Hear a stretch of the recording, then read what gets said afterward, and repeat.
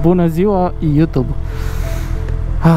Se pare că nici n-a început bine sezonul oficial și deja ne-am umplut de accidente moto. Din păcate, astăzi avem parte de încă un accident moto.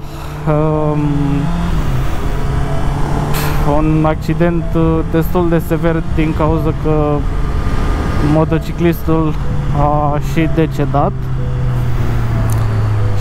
Și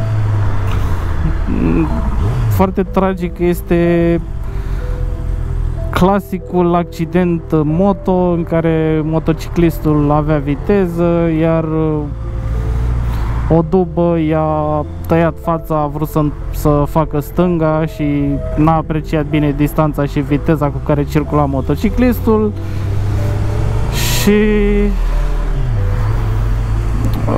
așa s-a produs accidentul. O să vă las câteva poze de la accident pe ecran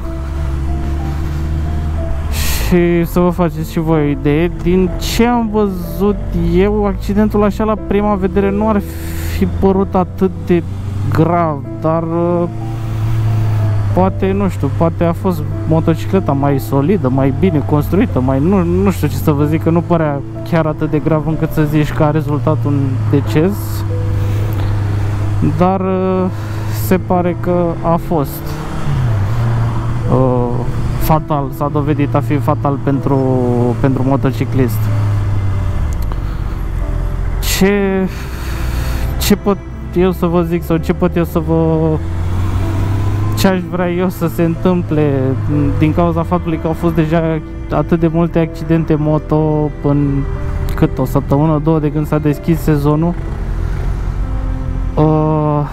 În primul rând, șoferi, căscați ochii, pentru că mai presus de toate, da, ok, viteza nu ajută și nu este un lucru bun. Există un timp și un loc pentru viteză, dar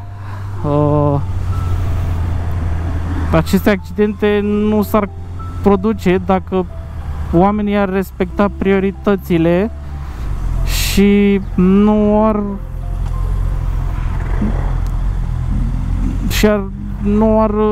pur și simplu nu ar intra, nu ar face stânga fără să se asigure sau să iasă de pe o stradă de pe cedează fără să se asigure sau tot felul de manevre care necesită atenția și necesită ca șoferul să se asigure, să se uite în oglinzi, să se uite în spate, să se uite în față dacă vine ceva de pe contrasens. Lucru care la noi în România văd că este așa, un lucru facultativ, e așa, de ordinul să mă uit sau să mă asigur să nu zic că n-am făcut-o. Ceea ce este foarte trist. În al doilea rând, un apel către toți motocicliștii sau scuteriști sau orice vehicul pe două roți care poate să atingă viteze mai mari. Fraților, terminați cu viteza în localități și în zone unde nu vă permite. Nu este în avantajul vostru. Ajungi cu maxim un minut, două mai repede și îți pui gâtul la bătaie. Nu văd sensul, nu văd rostul acestui lucru. Repet, există un timp și un loc. Nu zic că eu sunt vreun sfânt sau sunt vreun mai, nu știu, mai catolic decât papa sau eu mai știu, da. Nu o să mă vezi că merg cu 200 la oră prin comună sau localitate sau oraș unde nu ai cum, unde nu ai loc, unde vezi că tot ies mașini din stânga, din dreapta. Du-te, frate, nu știu, du-te pe un drum de ăsta mai drept și mai pustiu, unde vezi că nu poate să-ți iasă mașini din față, unde poți să-i dai cât vrei tu fără să pățești ceva de genul ăsta. Dacă nu vă puteți abține de la viteză și de la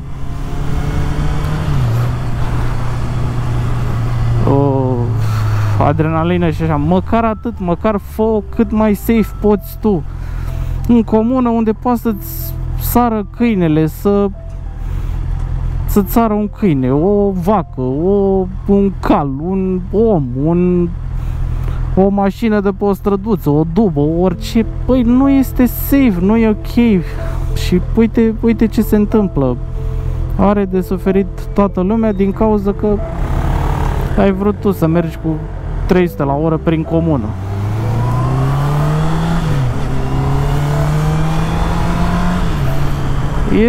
Este păcat, este tare păcat. Pentru că nimeni și nimic nu poate da timpul înapoi și nici nu știu câți ani avea respectivul care a făcut accidentul, nici nu știu, că nici nu vreau să mă gândesc dacă era tânăr, dacă era, nu știu,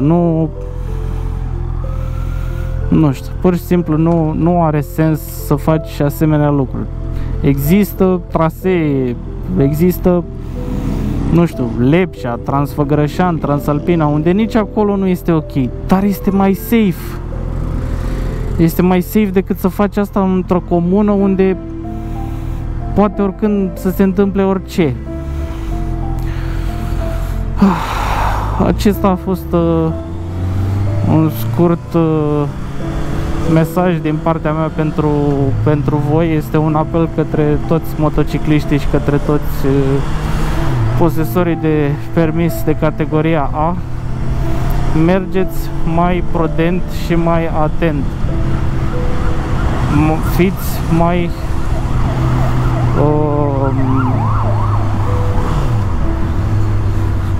mai preventivi. Lăsați de la voi dacă este cazul. Nu vă